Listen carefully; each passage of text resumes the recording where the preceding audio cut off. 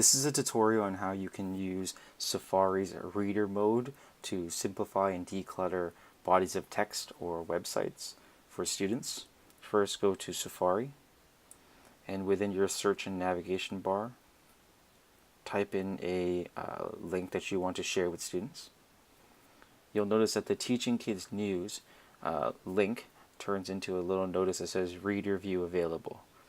And what you can do with that specific site now is at the top left of the navigation bar, you can click on the icon right there, and that will simplify an article or a website for you.